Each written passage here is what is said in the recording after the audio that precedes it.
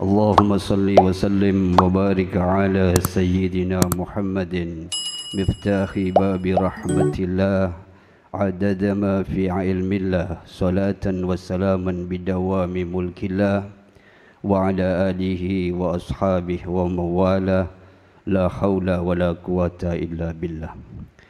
العلماء الكرام والمشايخ الأكرام والحبائب الفضائل الخاص حبيبيني الحبيب إدروس بن محمد بن عبد القادر الإدروس, Al-Habib Abdurrahman bin Husain Al-Attas, para kiai, para masyayikh yang dimuliakan oleh Allah Subhanahu wa taala, hadirin hadirat mustami'in mustami'at rahimakumullah.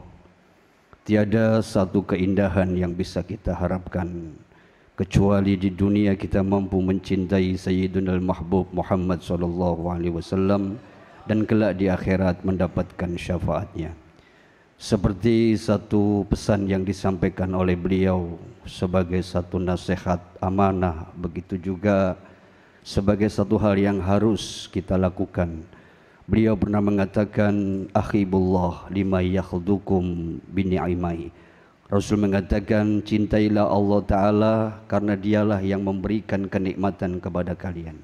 Wa akhibbuni li hubbillah, dan cintailah saya karena Allah Ta'ala, dan akhibbu ahli baiti li hubbi, dan cintailah ahli baitku karena mencintai saya.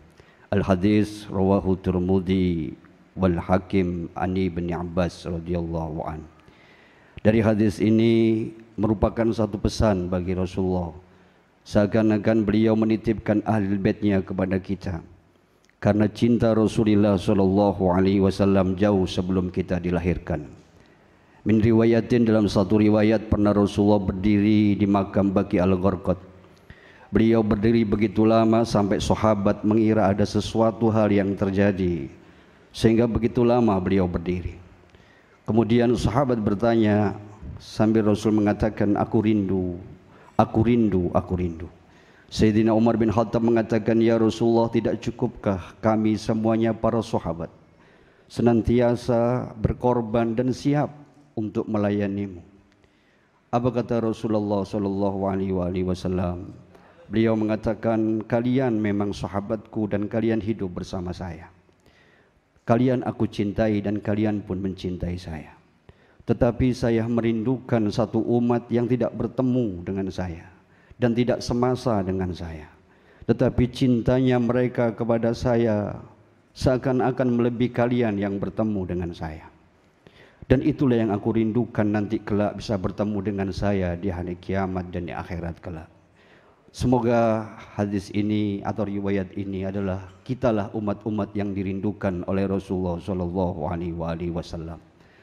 Orang yang mencintai Rasulullah walaupun tidak pernah bertemu, seakan-akan sir beliau, mahabbah beliau telah sambung kepada kita. Ada satu kisah yang saya juga diberikan kisah ini, yaitu Hadratus Syekh Kiai Haji Hasan Genggong. Suatu ketika beliau ada jadwal didatangi oleh seorang ulama besar. Pada saat itu beliau mempersiapkan seluruh persiapan. Di saat ulama besar ini datang, tiba-tiba beliau keluar setelah bersalaman dengan ulama ini, kemudian dia berlari keluar sambil beliau mencium sesuatu. Kata para hadirin mengatakan, ada apa wahai kiai, bukankah tamunya sudah datang? Saya mencium darah Rasulullah sallallahu alaihi wasallam yang juga hadir di sini. Makanya beliau keluar mencari. Ternyata itu adalah sopir daripada ulama tadi, seorang sopir dari golongan Habib. Kemudian Syekh Hasan mengatakan, inilah darah Rasulullah sallallahu alaihi wasallam, sehingga dipersilakan untuk masuk dan dimuliakan melebihi kemuliaan dari ulama yang sebenarnya sudah dijadwal untuk datang kepada beliau.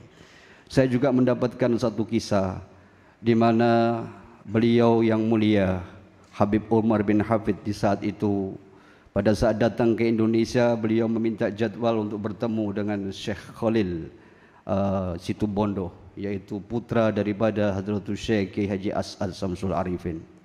Saat itu tidak ada jadwal, tapi karena beliau meminta, akhirnya beliau pun dijadwal untuk bertemu dengan Hadratus Syekh KJ Khalil As'ad Samsul Arifin. Pertemuan ini sesuatu yang dramatis dan membuat sontak seluruh jamaah menangis lantaran sambungnya dengan mahabbah kepada Rasulullah. Saat itu Yai Khalil bercerita di dalam satu majelisnya sambil menangis juga. Sesungguhnya saya sebelum didatangi Habib Umar, saya bermimpi. Satu ketika dalam mimpi saya berada di satu stasiun. Kemudian saya menunggu kereta api itu datang untuk satu tujuan.